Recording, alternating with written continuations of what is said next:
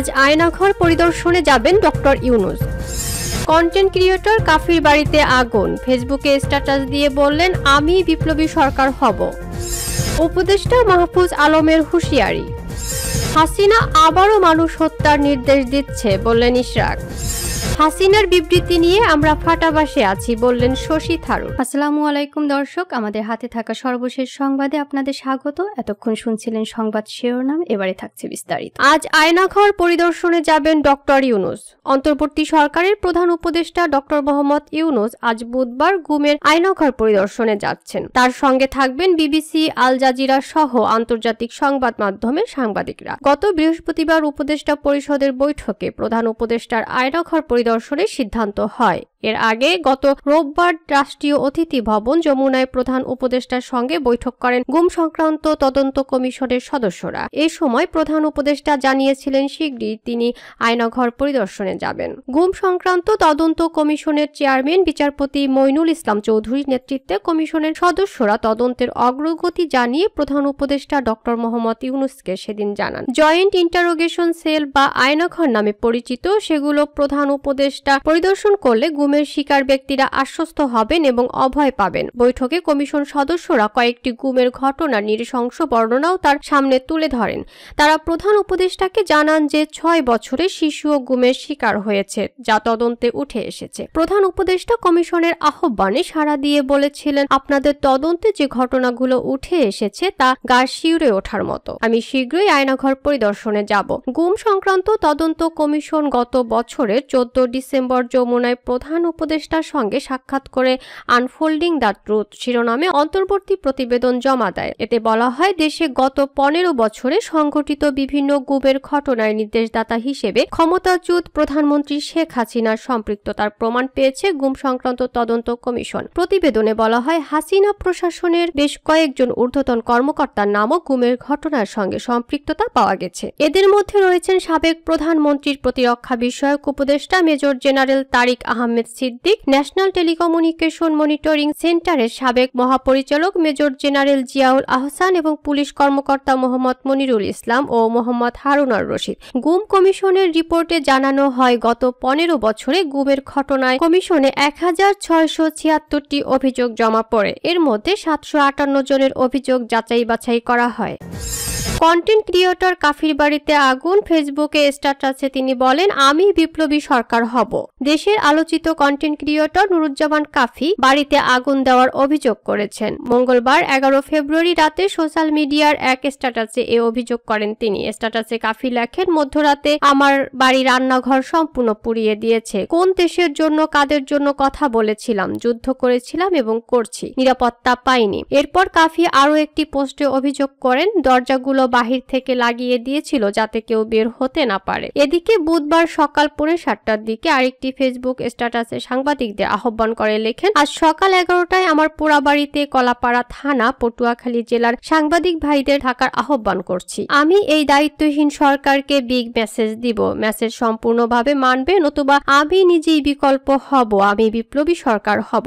এর আগে আমার বাড়ি কিছুই আর রইল না শিরোনামে একটা আগুনের ভিডিও শেয়ার করেন তার পেজে। মেলায় নিয়মিত থাকছেন জুলাই আন্দোলনে অংশগ্রহণ করা জনপ্রিয় এই কন্টেন্ট ক্রিয়েটর। তবে মেলার প্রথম দিকে নানা আলোচনা সমালোচনার জন্ম দেন তিনি। মঙ্গলবার 11 ফেব্রুয়ারি এসব বিষয়ে এক ভিডিওতে দুঃখ প্রকাশ করেছেন তিনি। নিজের ভেরিফাইড ফেসবুক পেজে প্রকাশিত ভিডিওতে তিনি বলেন, আমার সঙ্গে অন্যায় করা হচ্ছে, যে যেখান থেকে যা পাচ্ছেন তা নিয়ে সমালোচনা করছেন। এই যে আলিঙ্গনের যে ছবিটা, অন্য একটা মোবাইলে একটা মেয়েকে আলিঙ্গনের ছবি দেখিয়ে মানুষকে গিলাচ্ছেন। বলা হচ্ছে কাফি জড়াজড়ি করছে। আরে ভাই, এটা ভ্যালেন্টাইন্স ডে উপলক্ষে একটা নাটকের ক্লিপ, সেখান থেকে স্ক্রিনশট নিয়ে মানুষকে ভুল বোঝাচ্ছেন। তিনি বলেন, বইমেলায় এক বান্ধবীর হাত ধরেছি, সেটা নিয়ে এতদূর আসার কথা না, তবুও আমি আমার জায়গা থেকে সরি বলছি, এখনো বলছি, বইমেলার মতো একটা জায়গায় হাত ধরা ঠিক হয়নি। কাফির বাড়ি পটুয়াখালী জেলার কলাপাড়া উপজেলায়। তিনি 2019 সাল থেকে ভিডিও কন্টেন্ট তৈরির কাজ শুরু করেন। কাফি মূলত বরিশালের আঞ্চলিক ভাষায় ভিডিও তৈরি করে থাকেন। ভিডিওগুলোতে হাস্যরসের মধ্যে দেশের সংকটময় পরিস্থিতি সহ নানা অসংহতি, দুর্নীতি, অনিয়মের প্রতিবাদ উপদেষ্টা মাহফুজ আলমের হুঁশিয়ারি। অন্তর্বর্তী সরকারের উপদেষ্টা মাহফুজ আলম মব বন্ধের আহ্বান জানিয়েছেন। তিনি বলেন, অভ্যুত্থানের পক্ষে হলে মব করা বন্ধ করেন, আর যদি মব করেন তাইলে আপনাদেরও ডেভিল হিসেবে ট্রিট করা হবে। আজকের ঘটনার পর আর কোনো অনুরোধ করা হবে না। আপনাদের কাজ না আইন নিজের হাতে তুলে নেওয়া। সোমবার রাতে নিজের ভেরিফাইড ফেসবুক পেজে হুঁশিয়ারি দিয়ে এই উপদেষ্টা বলেন, কথিত আন্দোলন আর মবের মহড়া আমরা এখন থেকে শক্ত হাতে মোকাবেলা করব। রাষ্ট্রকে অকার্যকর এবং ব্যর্থ প্রমাণের চেষ্টা করা হলে এক বিন্দু ছাড় দেওয়া হবে না। তৌহিদি জনতার উদ্দেশ্যে মাহফুজ আলম আরও বলেন, আপনারা ১.৫ দশক পর শান্তিতে ধর্ম ও সংস্কৃতি পালনের সুযোগ পেয়েছেন। আপনাদের আহমকি কিংবা উগ্রতা আপনাদের সে শান্তি বিনষ্টের কারণ হতে যাচ্ছে। জুলুম করা থেকে বিরত থাকেন, নইলে আপনাদের উপর জুলুম অবধারিত হবে। জুলুম করবেন না, জুলুমের শিকারও হবেন না, এটাই আপনার কাছে শেষ অনুরোধ। হাসিনা আবারও মানুষ হত্যার নির্দেশ দিচ্ছে, বললেন ইশরাক। গণহত্যা করে আওয়ামী লীগের নেতাকর্মীদের মধ্যে কোনো ধরনের অনুশোচনা নেই। উল্টো বিদেশে বসে খুনি ফ্যাসিস্ট শেখ হাসিনা দেশকে অস্থিতিশীল করতে আবারও মানুষ হত্যার নির্দেশ দিচ্ছে বলে মন্তব্য করেছেন বিএনপির আন্তর্জাতিক বিষয়ক কমিটির সদস্য ইঞ্জিনিয়ার ইশরাক হোসেন। মঙ্গলবার বিকেলে মুগদা থানা বিএনপি আয়োজিত রাষ্ট্র কাঠামো মেরামতের ৩১ দফা কর্মশালায় তিনি একথা বলেন। অনুষ্ঠানে প্রধান অতিথির বক্তব্যে বিএনপির স্থায়ী কমিটির সদস্য মির্জা আব্বাস বলেন, সরকারি সব প্রতিষ্ঠানে এখনো আওয়ামী লীগ প্রেতাত্মারা বসে আছে। এরাই এই সরকারকে ভুল পথে পরিচালিত করার চেষ্টা করছে। সরকারি সব দফতরে ফ্যাসিস্টের দোসররা ঘাপটি বেড়ে থাকা ডেভিলদের আগে ধরুন। তিনি বলেন, বিএনপি মানুষের ভোটাধিকারের জন্য ১.৫ যুগ ধরে আন্দোলন করেছে, কর্মীরা জীবন দিয়েছে, রক্ত দিয়েছে, এটা তো নতুন দাবি নয়।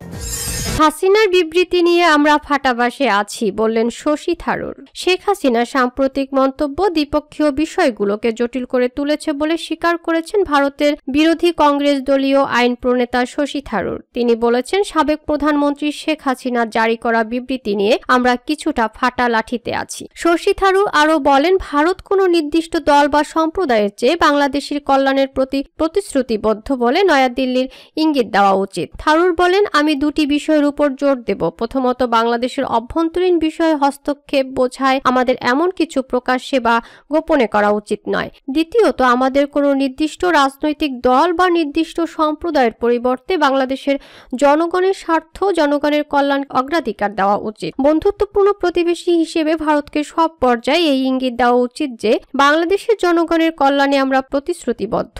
গত সোমবার নয়াদিল্লিতে বিদেশি গণমাধ্যম কর্মীদের সংগঠন ফরেন করেসপন্ডেন্টস ক্লাবে একটি বইয়ের মোড়ক উন্মোচন অনুষ্ঠানে বাংলাদেশের সাম্প্রতিক পরিস্থিতি ও দিল্লির সঙ্গে ঢাকার সম্পর্কের বিষয়ে এই মন্তব্য করেছেন তিনি। শশী থারুর বলেন, বাংলাদেশে যা ঘটছে তা নিবিড়ভাবে এবং সাবধানতার সঙ্গে দেখতে হবে নয়াদিল্লিকে। তিনি সতর্ক করে দিয়ে বলেন, প্রতিবেশী দেশটি আমাদের জন্য বিপজ্জনক হতে পারে এবং যদি সেখানে প্রতিকূল সরকার ক্ষমতায় আসে তাহলে ভারত খুব ঝুঁকিপূর্ণ হয়ে উঠতে পারে। ভারতের সংসদের পররাষ্ট্র বিষয়ক কমিটির প্রধান কংগ্রেসের এই নেতা বলেন, বন্ধুত্বপূর্ণ প্রতিবেশী হিসেবে আমাদের সব পর্যায়ে এই ইঙ্গিত দেওয়া উচিত যে আমাদের প্রতিশ্রুতি বাংলাদেশের সব জনগণের কল্যাণের জন্য। আমরা কোনো নির্দিষ্ট রাজনৈতিক দল বা কোনো নির্দিষ্ট সম্প্রদায় সম্পর্কে বেশি উদ্বিগ্ন এমন ধারণার পরিবর্তে বাংলাদেশের জনগণের প্রতি আমাদের প্রতিশ্রুতির কথা জানিয়ে দেওয়া দরকার। শেখ হাসিনাকে দেওয়া ভারতের অতিথেয়তা ও আশ্রয়ের ঘটনায় সমর্থন জানিয়েছেন শশী থারুর। তিনি বলেন, এটা নিয়ে কোনো সন্দেহ